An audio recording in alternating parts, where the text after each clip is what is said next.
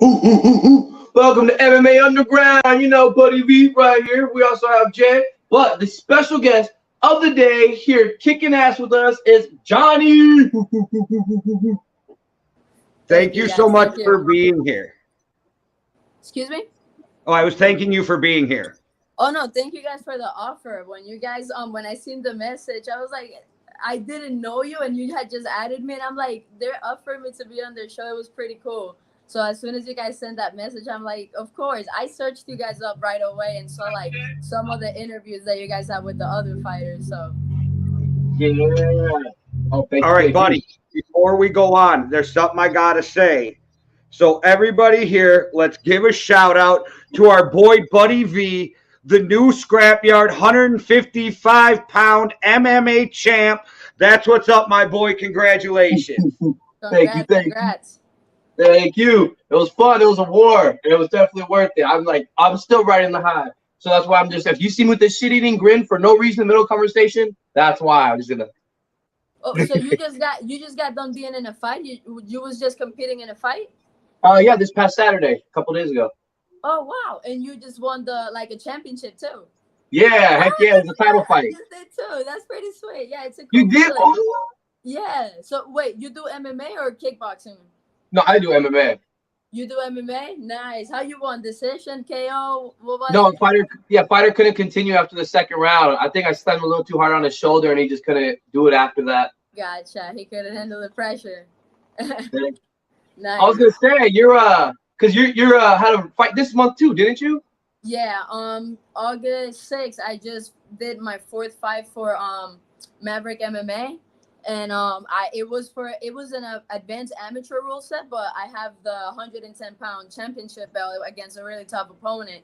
So I'm happy about that. So I feel you of the high coming up. Like it feels pretty dope. You can't believe it because you always want this, and that's like a goal. So it feels pretty dope.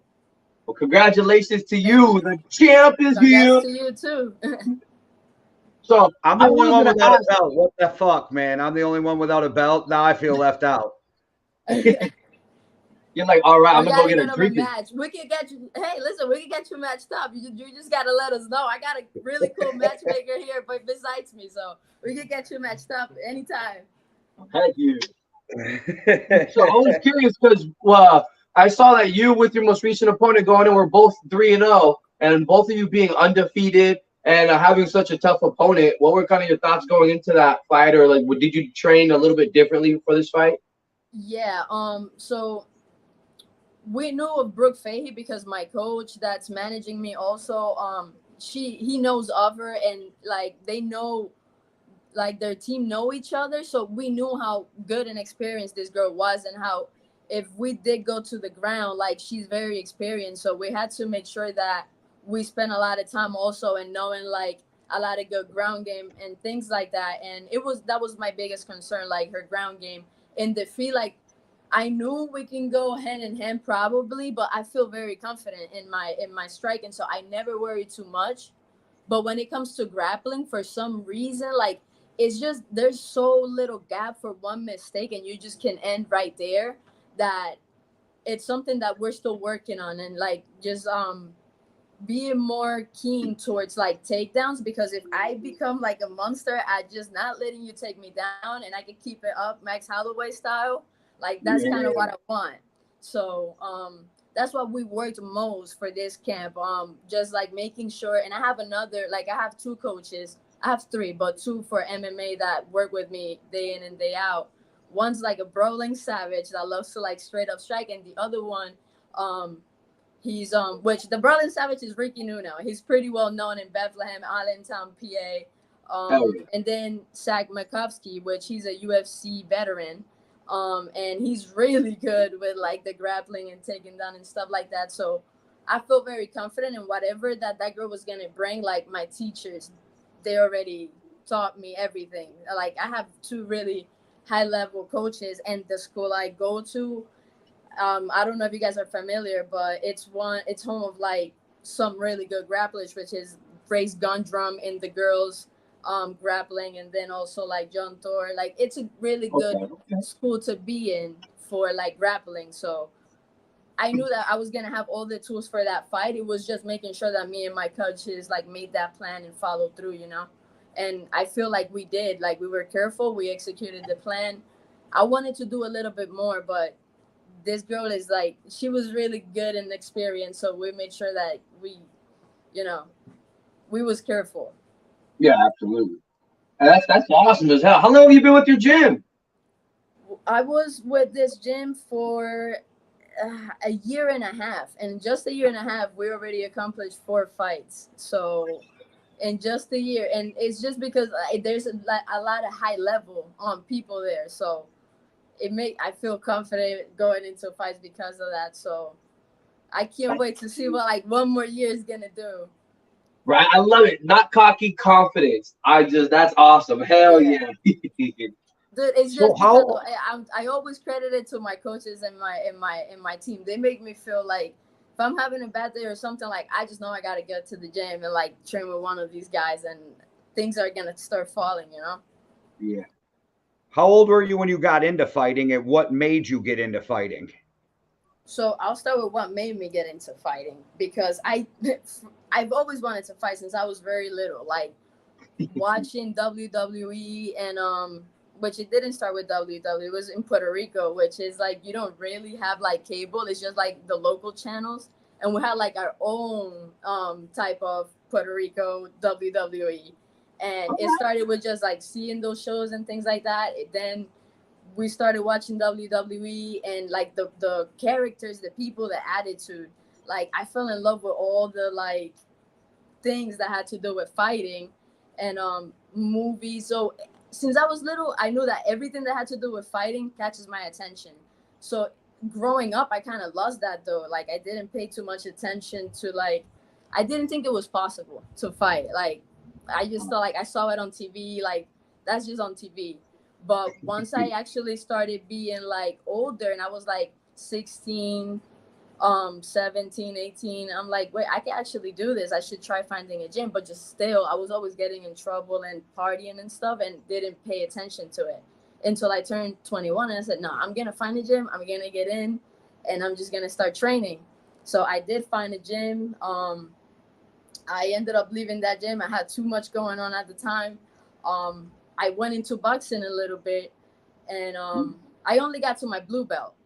Then I went to boxing and did it for just a little bit. No consistency, no discipline. I still really lost, but still knew I wanted to fight. And little by little, the pieces just started falling together, and I just became more consistent and just like found the right people. And now that I hit finishers, I found Ricky Nuno, which is now who's managing like everything with fighting, and he's been like getting me all the connections, everything that I need. So then the gym itself has everything. Like I don't have to go out looking for anything because everything's there. And then I used to go to another gym, which is called LVP4P for just boxing. And that's where I was the longest, like through everything of me living and coming to gyms. Like I stayed at LVP4P because every time I went there was just good boxing, and that's my favorite, just boxing.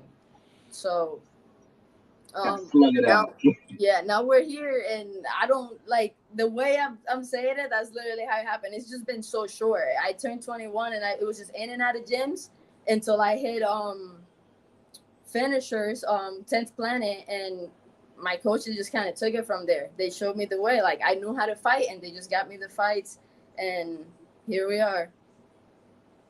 Dang, that's Eddie Guerrero, right? 10th Planet is Eddie Guerrero.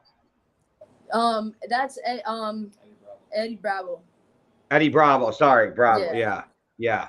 Eddie Guerrero is WWE. Yeah. Chicano, brother, right there, Chicano, man.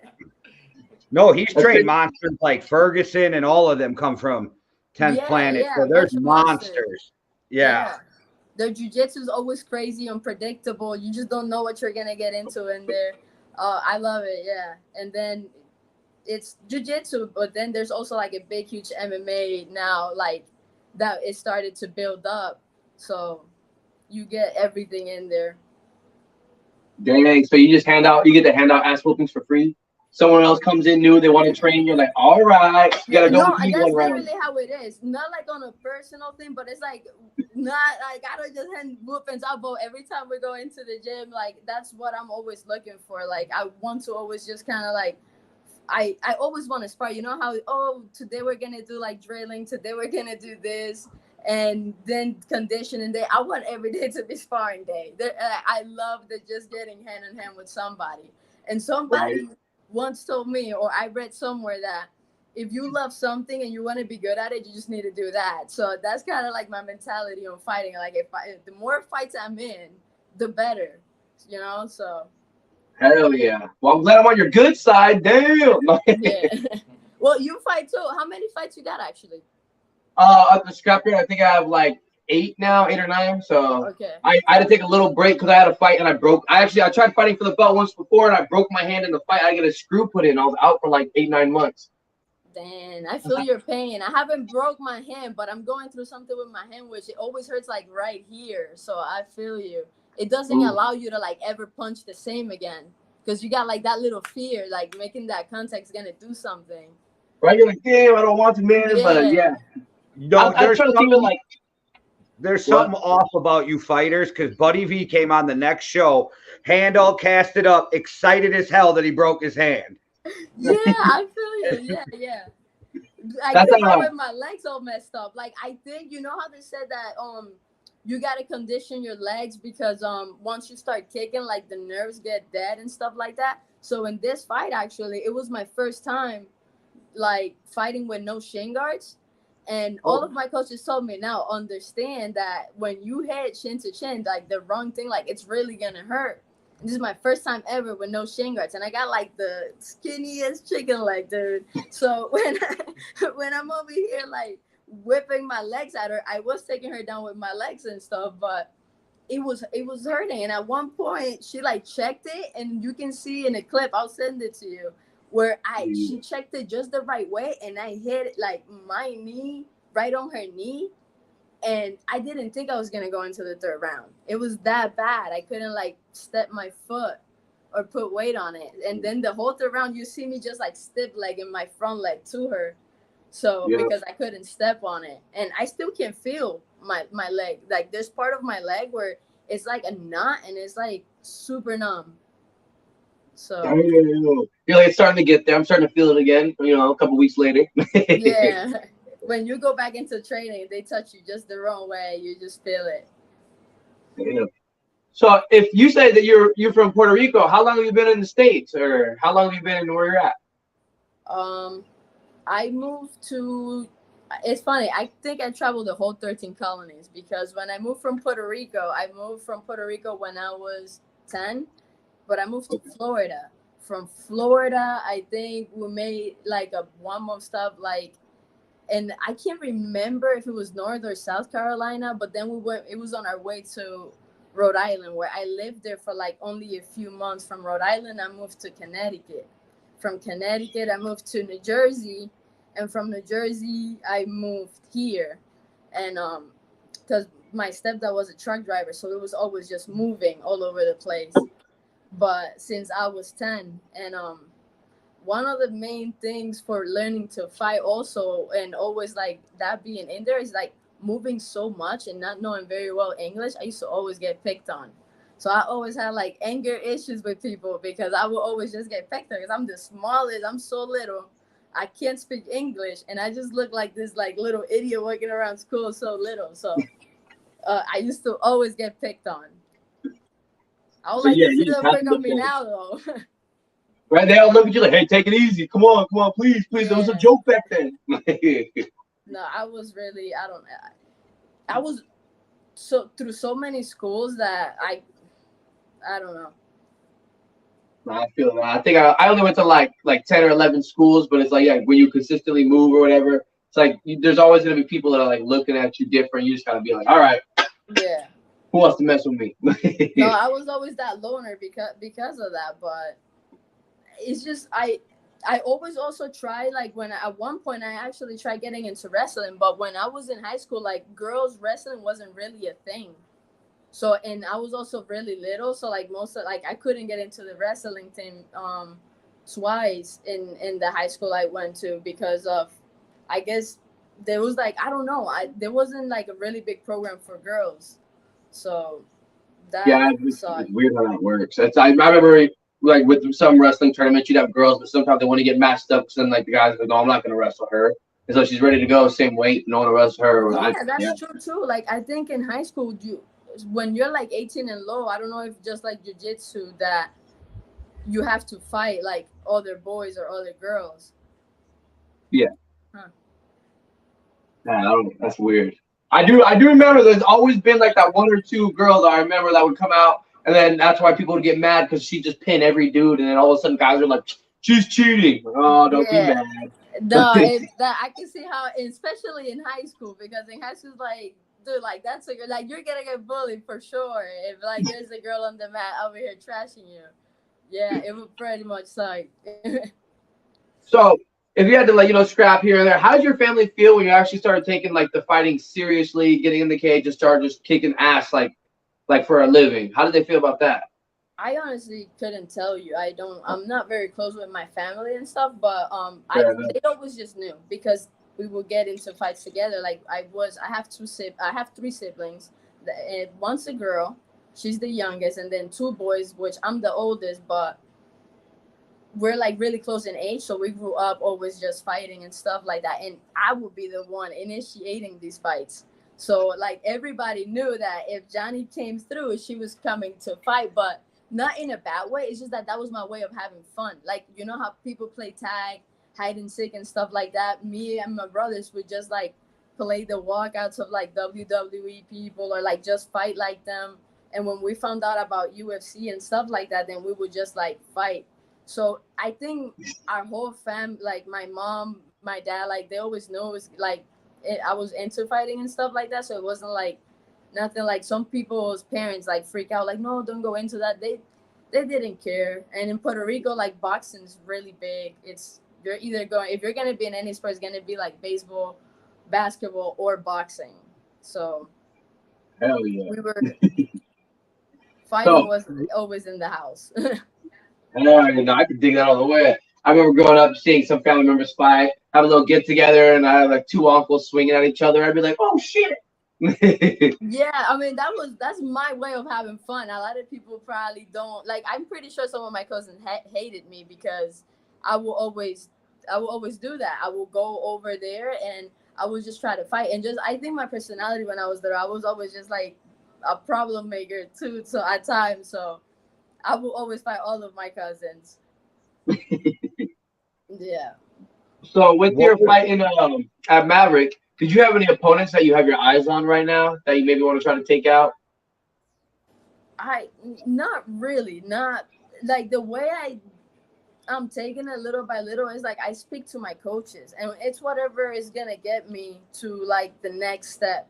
So if I did a really good opponent last time, so we're gonna try to find someone either similar because it is gonna be hard to top Brooke Fahey in my opinion for now because she was just that girl that was right there with me. I feel like, but there is a lot of experienced girls like my coaches right now working for sometime soon. We're going to probably fight again in like the next few months, and they're probably thinking about a girl, but I don't know too much details on it yet. But I just trust my coach to know like which decisions we're gonna make, and they see me fighting every day, and like I trust their judgment to see a girl and see me and know okay like they'll match up well. Like I know Janii got this, and you know, so I don't. There's a lot of girls. Like the girl community, the MMA girl community, I believe is pretty. Like it's not like we all know each other in a way, and like we follow a lot of pages which like reps all of us, and like you go into their stuff, so you see a lot of faces, a lot of familiar faces, and if they're in your same weight class, you always like keep an eye out, like okay, potential match soon, especially if they're in the region or like nearby. So everybody in my weight class, since now we just found out I could go down to 110 to 115, 120 if it's a catch weight, if it's good with my coach, we will just kind of like, we can pick from all of that. So there's not one specific girl. It could be any girl if it's the right time. And I'm like, at, you know, just judging by time. I do that at the scrapyard too. It's like everyone. I tell people, I'm like, if you're within my weight class, we're You can cool. You know, get nice to meet you. Hi, but when we're in that cage, once that door locks, we clock and we go to work. Yeah, But outside of that, I'm cool with you. I got no problem. You know, win, lose, whatever. You know, we're there to test ourselves and be the best we could yeah. be. So, but I do keep my eye out. I'm like, all right, he's a Right, grappler. All right, right. he's a Yes. striker. But all those legs are tree trunks. Damn. Yeah, it's within the like it's funny because it's like it is like that. Like it is very respectfully. I believe I could be in there with you. Like if I'm taking a fight, I believe I'm in there and I could do my work on you. So I'm only thinking you're thinking the same way because why would you ever take a fight that you don't think you can win? So that's my view on that. But I don't know. I am very excited for like my next fight because I just see how every fight like brings something new. So Oh yeah. So we're I just was gonna ask, have you heard of street beefs?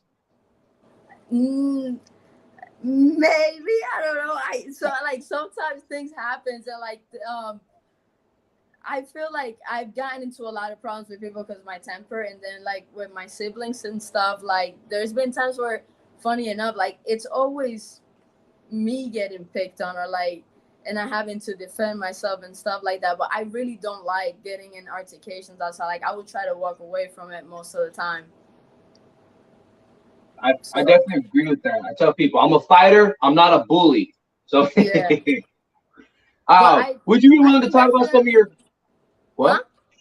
Because I was saying to that, like I don't know. I because in the MMA stuff too, like a lot of people sometimes like they like with beef, like I don't know. I wouldn't even want to like beef with somebody like getting into a fight.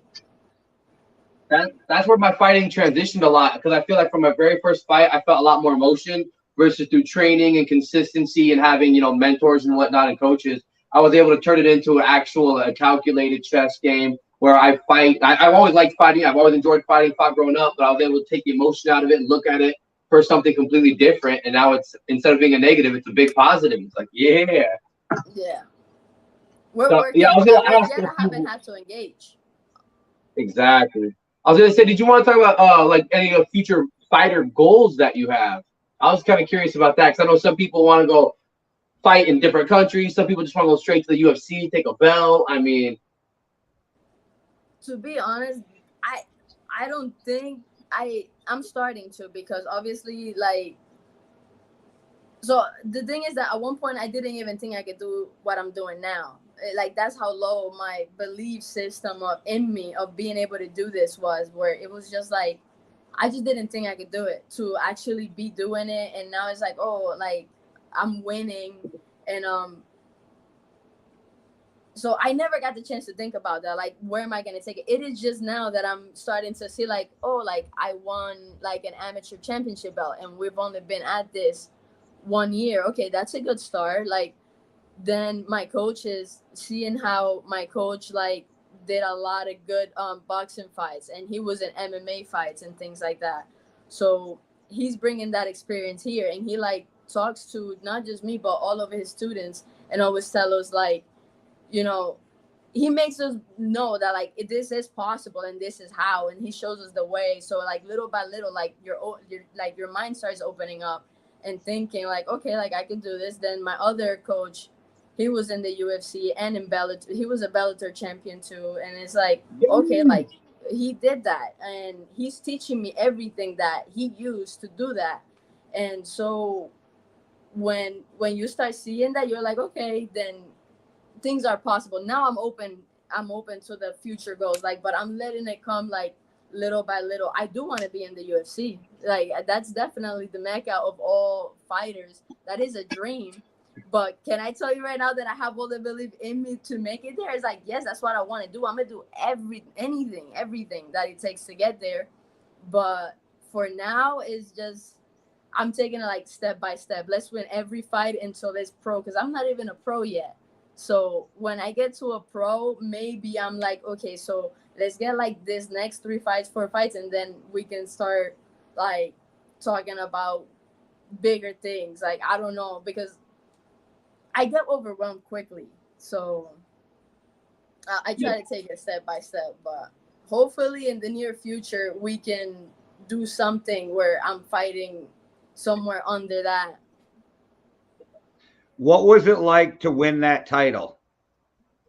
It felt amazing. That was like what triggered for like after I went to the back and I sat down and I was talking to my team and stuff. I'm just like, wow, like I don't know. Like I sat down and I thought about it for a moment, and I still to today's day I'm like I did that. Like I don't know what to think about it, but I'm only thinking, okay, we can go bigger. Like that title, Right. as little as it sounds, made me feel like, in all honesty, like I can probably get an actual like UFC Bellator belt wrapped around my waist. Like if we do this, and like if me and my team continue to like grow this, you know. Exactly. Because how there's so many people that fight consistently that will never touch a belt, never that, and you just touched the belt. So now you know that that limit doesn't apply to you anymore. You know you could grow as far as you want to, and it's one of the greatest feelings. It's like, ooh. Yeah, I know. I'll tell you. It is pretty sick. It is pretty sick. What I've learned from doing this show is we have had UFC fighters, we've had Bellator fighters, we've had bare knuckle champions, we've had every promotion in between, and everybody who's been at the top started right where you are. Yeah, it is kind of crazy to think that if like when I look back to this interview, I'm gonna be like I don't know. Let's see. Hopefully, I only that's all I pray for nowadays. Like I don't think about anything. Not much matters anymore. It's just anything I do in a discipline form is just to get back to fighting. So like it's honestly all that I have in my life right now. Like I just want to fight. And then everything comes second. And I don't know. I can take that on the way. Yeah. I can't remember her name, but the girl you fought in the purple, the way you slung her around, you keep fighting like that, you ain't gonna have no problems. Yeah. Okay.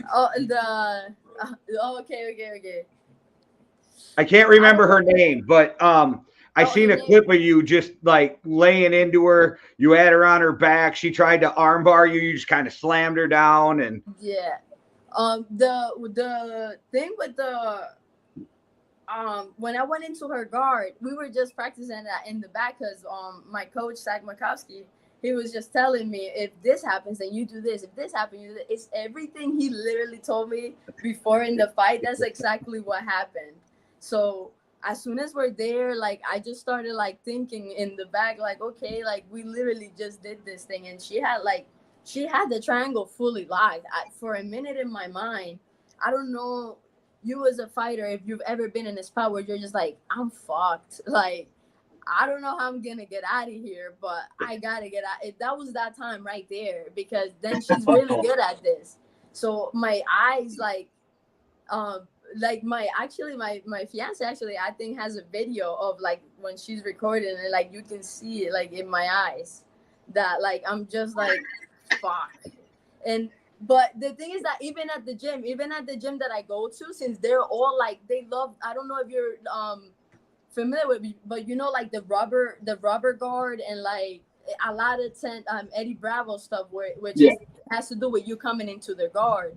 So I train with people that do that all the time. So when I'm in Tempe, like I usually am able to get out of that, and it's taking that mentality to the fight and being like, wait a minute, like in that little freak out moment, I'm like, I've actually been in this position many times. I've gotten out.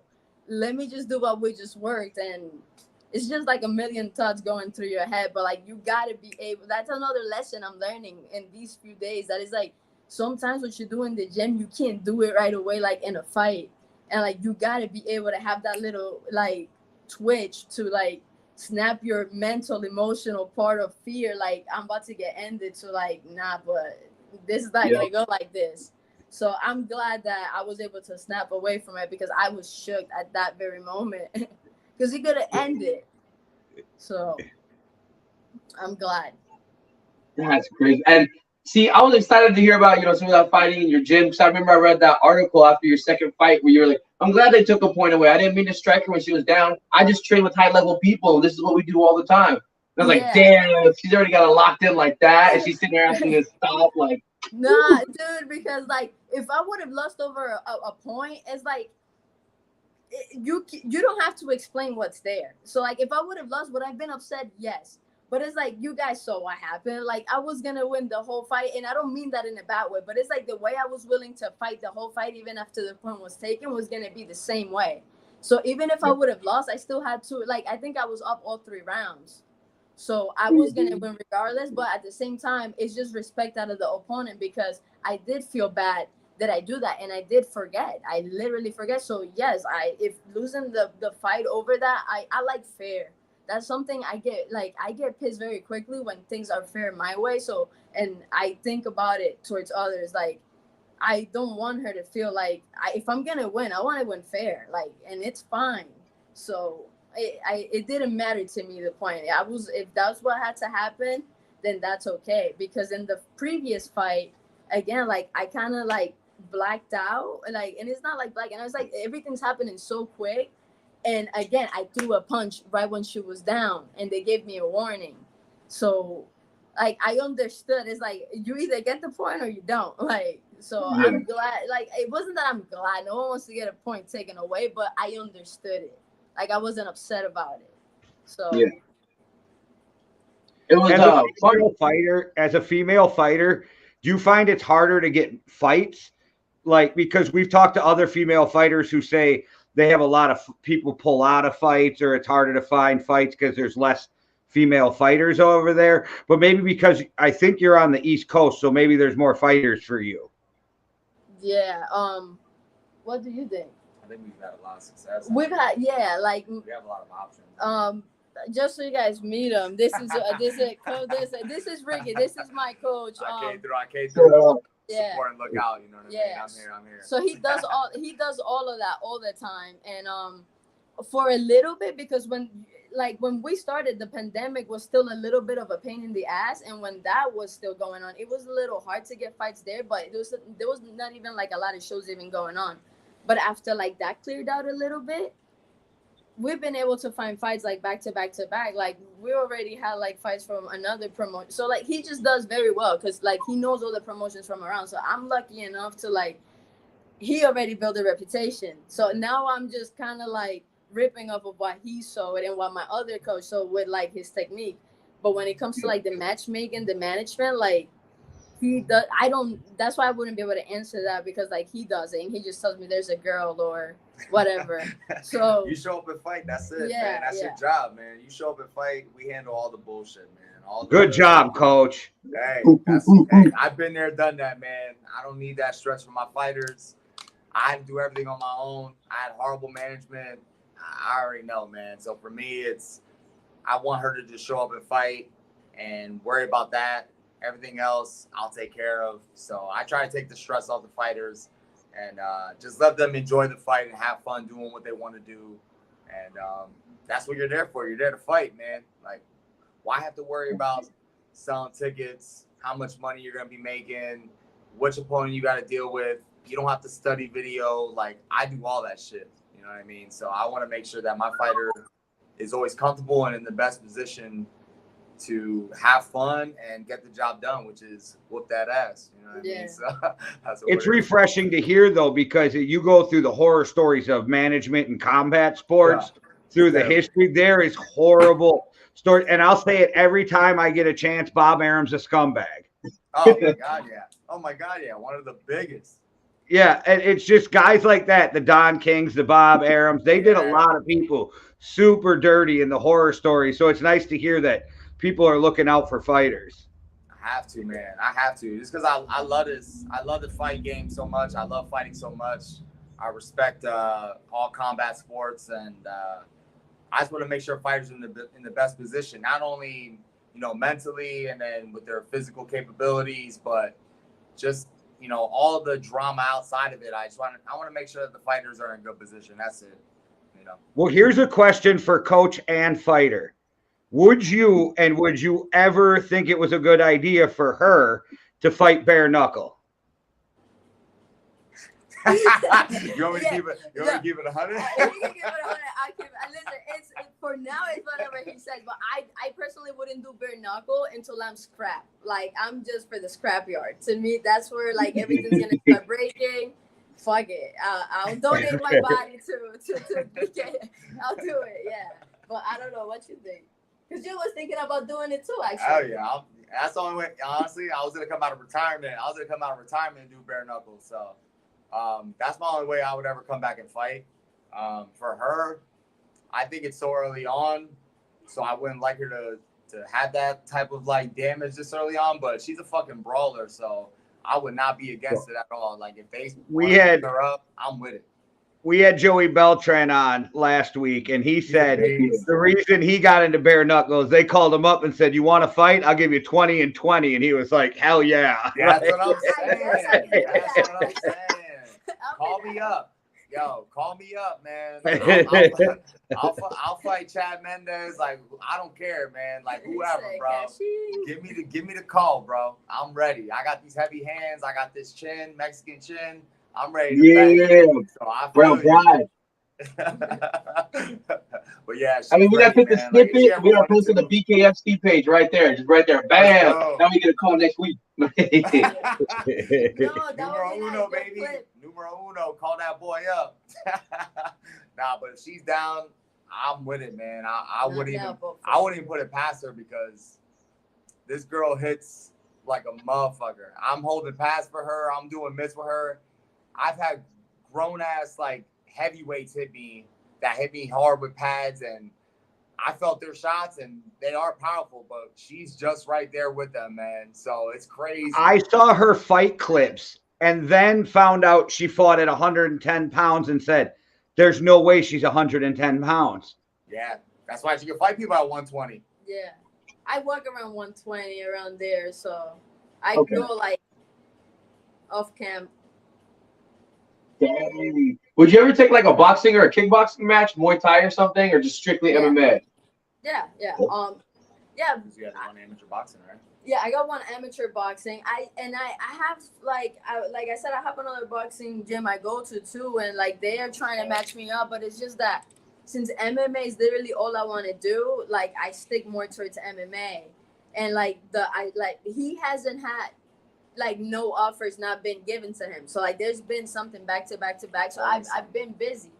I haven't had to like search outside of it, but I will be down because me and him basically every time we get together, he makes sure that I get my grappling in there, and he will bring even people to help me through camp if he needs to bring people. And I have Zach Markovsky again. He's my teacher every day, which like what I'm trying to get is like we work a lot on striking. So if there was a boxing match or kickboxing, I'll feel confident enough to take it. So as a coach, how do you make sure that you get her the right fights? And what I mean by that is that you don't get some other manager trying to throw their 5-0 pro against, somebody without a pro fight and that kind of thing. How do you battle against that? Because I'm sure that happens. Real quick. That's why I like Rick in a way too, because he has like an attitude to him. So like I know no one's gonna run no shit up for him. So I feel like confident in that. Like he's gonna make the right call. So yeah. I just don't play that shit because they used to do it to me, man. Like they used to do it to me. So I got the shit end of the stick a lot of times. I was kind of like a local like celebrity guy that would fill out seats and bring a lot of eyes and bring a lot of people to these events. So they used me like for that sense. And for me get taken advantage of, I don't want her to go through that same thing. So I'm glad I developed my relationships that I did build up. So now it's like we kind of are like the A side. So it's like I don't have to worry about that crazy killer, and we're being brought in to get fed to the wolves. And I know those promotions. I dealt with them. You know what I'm saying? Like I dealt with CFFC. Like I know them. And for me personally, I just know who to deal with and who to surround myself with to get my fighters in the best position. So to that, the answer to that question is I have enough relationships and enough people that I know that I can find out what they're really about. So if they're like claiming they're just 1-0, 2-0, and they don't have no experience with wrestling or jiu-jitsu, yeah, I'll get a couple calls. I'll do a couple texts, couple DMs, and I'll find out real quick, like, oh yeah, you're bullshitting me. We're good. We don't want that. Like I know, like I know the game. Well, yeah, and it's no offense to you, but like you yeah. can't just walk into the ring with Joanna Jędrzejczyk and think you're gonna get that win or Doug Rose, you know, like so. There's levels. Hell yeah. And that's what I'm saying about the Judgement, because like I said, like every fighter has to have an ego to a certain extent, and I'm okay with getting my ego bruised at times and stuff like that to get it even stronger, things like that. But like it's mainly like my ego is not gonna feel hurt if my coaches tell me something, then it's that, because they're seeing something I'm not seeing out of my ignorance or something. So I understand very well that I know that there's levels to it that I don't even recognize yet, that there's things that they're probably seeing that I can't, and I have to like pump my brakes. And like it is good to have experienced fighters that been there to like let me know that, and like that's what I think makes me have so much trust to like understanding when they say yes or no. So well, and then if I'm not mistaken, you live in Pennsylvania. Yeah. You got a lot of yinzers, so there's a lot of like fuck you in the Pittsburgh area, Philly area. You don't have to worry about that. Like Pittsburgh's full of fuck you, and we're gonna do what we want. Like hell yeah. So I had a question. This is a little bit off topic, but I think I saw that you were an ambassador for the Endzone Sports wear or something like that. Yeah. How'd that come about? Excuse me? How'd that come about? I think after my first fight, they sent me a DM and asked me if I was interested in being one of the ambassadors and stuff, and to like pick out a few things. And we haven't really touched base with each other since then. Actually, they just DM'd me like asking me when my next fight is, and we're waiting to talk about that. But we haven't had too much communication with each other.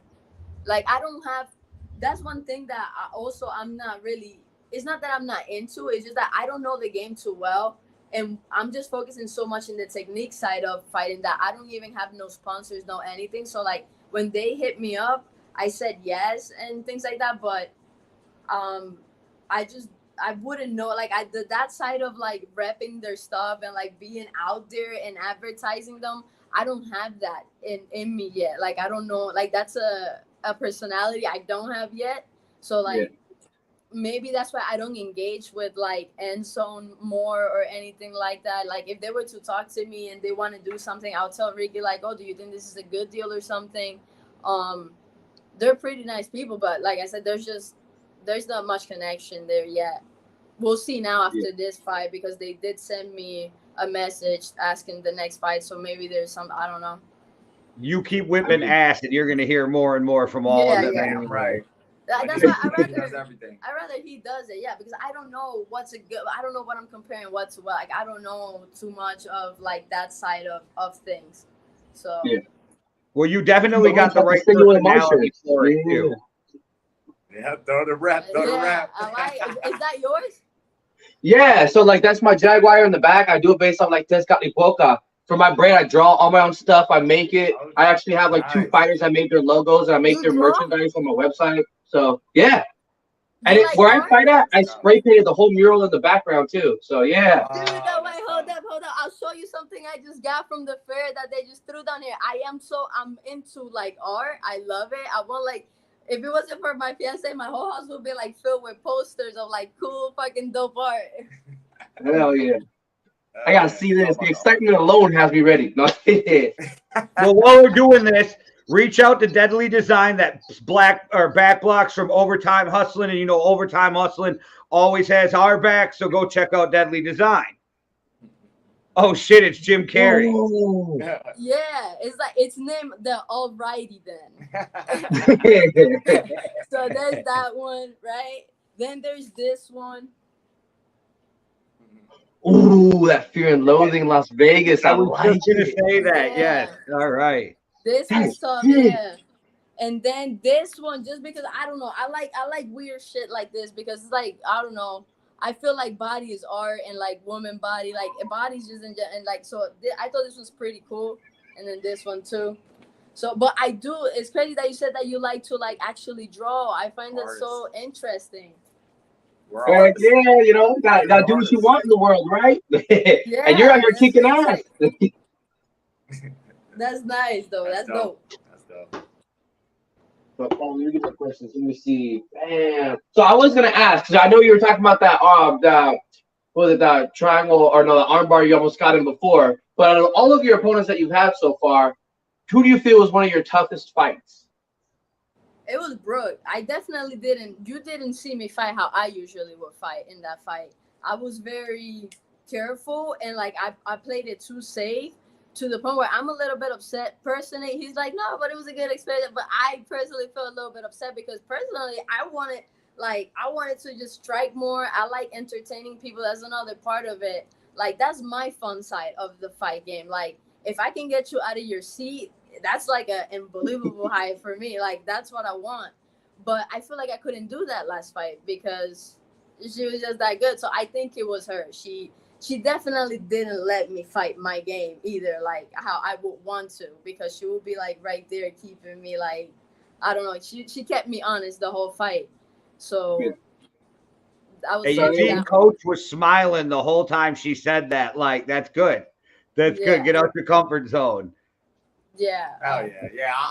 For me, man, as a coach, you know, I'm totally behind her, and I truly believe in all of her skill sets and capabilities, and I just don't want her to depend on one thing. And I laugh because I think about myself because I never wanted to grapple. I was an MMA fighter, and I never wanted to grapple. I never wanted to do jiu-jitsu. I never wanted to wrestle. I literally wanted to go in there and knock everybody the fuck out. And I feel like me and her connected because she's very similar to me, where she goes in there and she wants to hurt you, and she has bad intentions every time. When she goes in there, she's trying to crush your face and take your head off. I just don't want her to fall into the same predicament as me and use all the skills she has.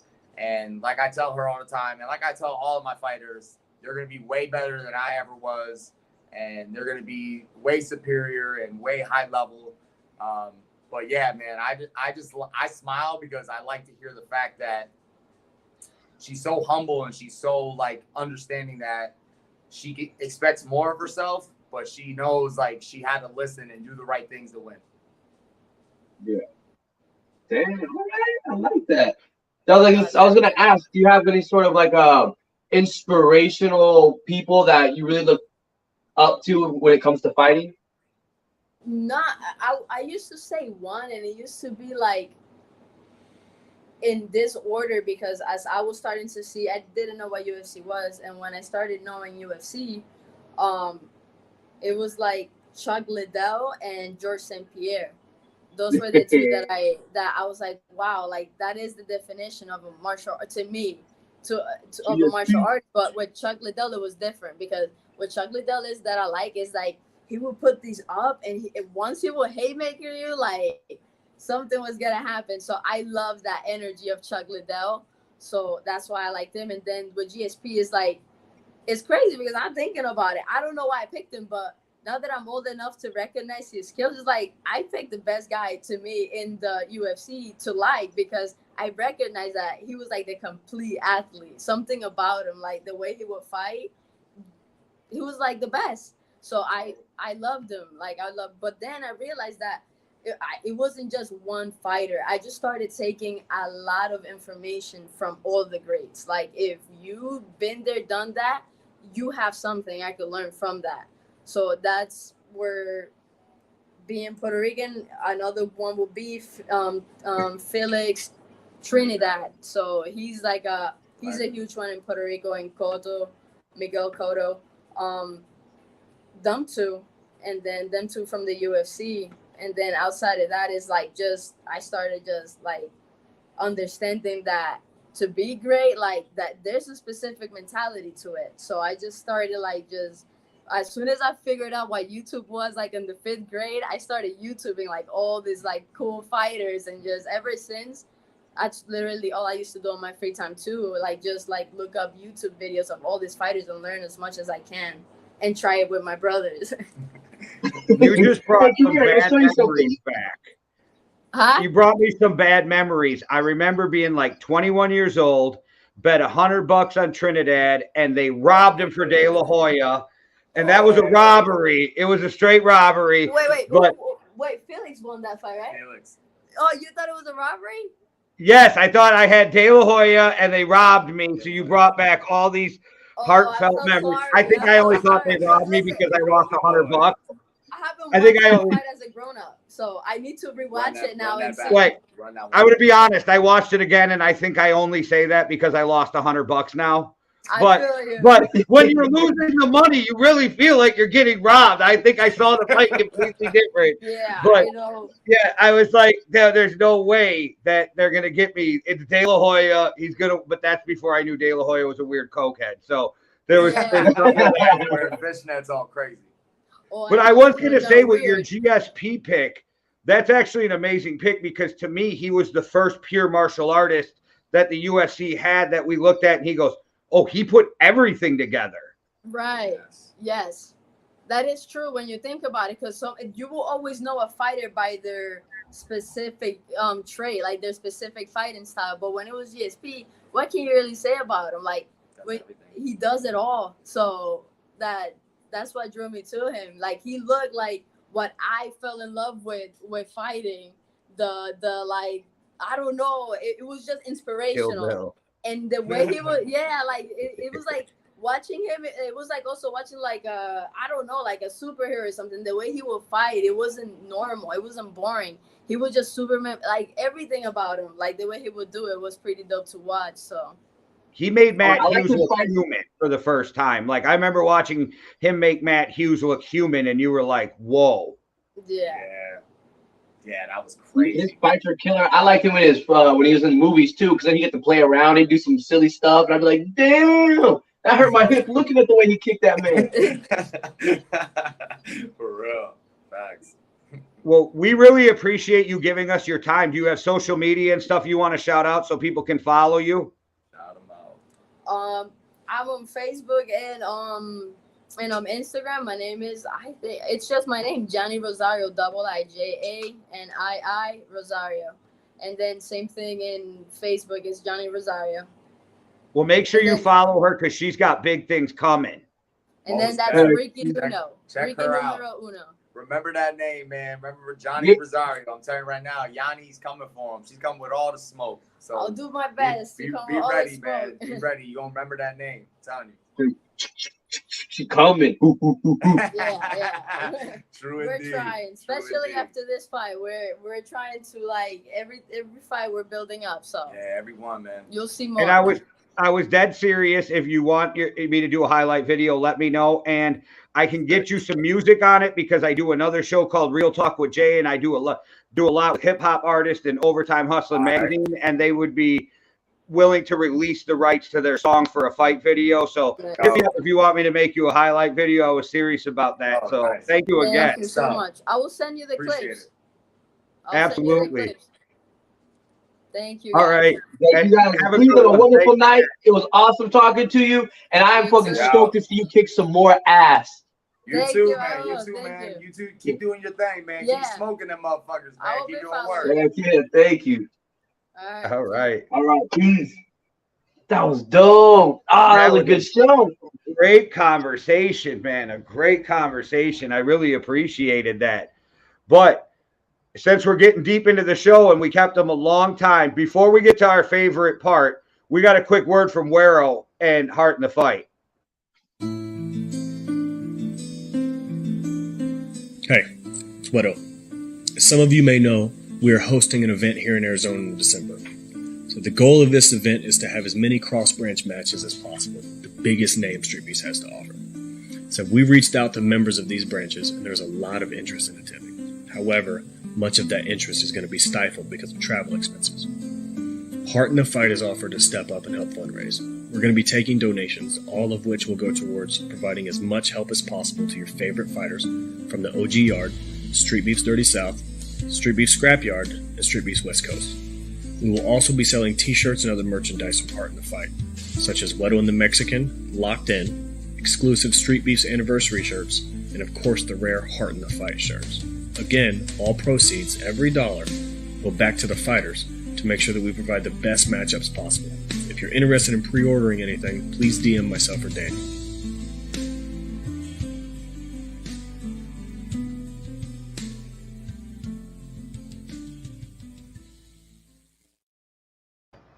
Quick, one thing to the people who left comments.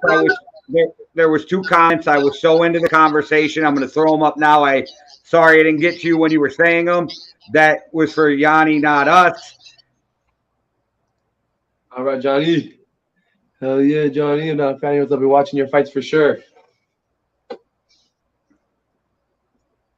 Oh, yeah.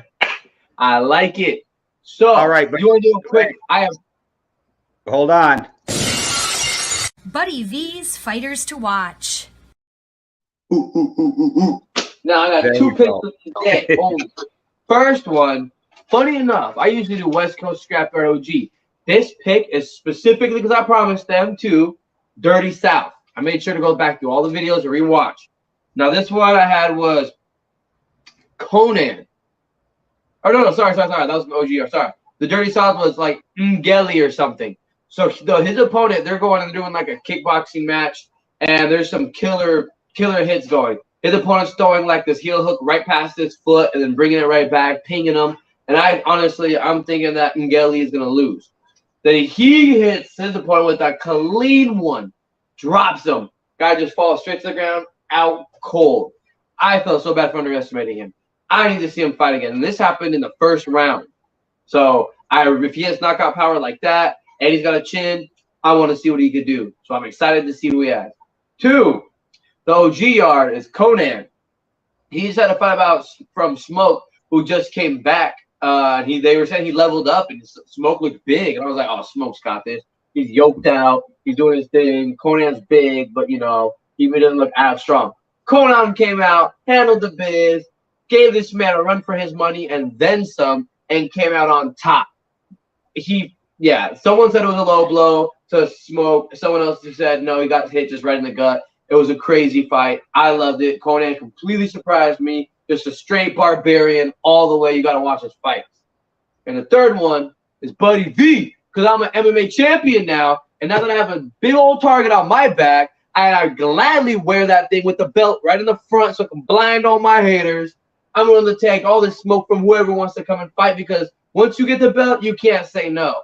So if there's 155, I'll drop to 145. Someone wants to fight, MMA, baby. No boxing or kickboxing, because I'm the MMA champ. Then you heard it there. If you want that smoke, there you go. There's no fighters most fighters not as aggressive as I am. I bet you can't put up with it. Come take that belt. Yeah. Ooh, there's no chin on Buddy V's beard. There's another fist. Yeah. That's great. All right, before we get out of here, why don't you know where they can let them know what you're doing and where they can find everything? So, yeah, shout out to Overtime Hustle Magazine, Heart in the Fight, the Yankee and the Brit, and my brand as well, right here, because not only is my website going to get some more fun stuff here pretty soon, I'm doing pop-up events, Zwell-world.com. That's where you can find all official Yankee and the Brit t-shirts, and you know you want to rock one. You already love the show, so then my Instagram is Zwell_Buddy V. You'll see on my personal life. I do my sweepstakes, my giveaways, all my fun stuff on there too. So make sure you follow it, build it up. And Buddy V, or 253 Buddy V is my YouTube. I'm having a new series I'm about to start filming for my up close and personal. It's gonna get released here soon. So just keep your eyes peeled. I just released a highlight video of my last 6 or 7 fights or whatever. So go check it out. You get to see me beat some face. This Saturday, you guys, we're starting the Live League Fantasy Football Podcast, and it's going to go live with our fantasy football draft. Tune in. There'll be a bunch of faces from the Street Beefs West Coast family. So I'm talking to a bunch of them. I don't know who's all popping in, but you'll know a bunch of the faces, and it'll be a good time because they're going to come back with a podcast every week about fantasy football and what's going on in the league. Hell yeah.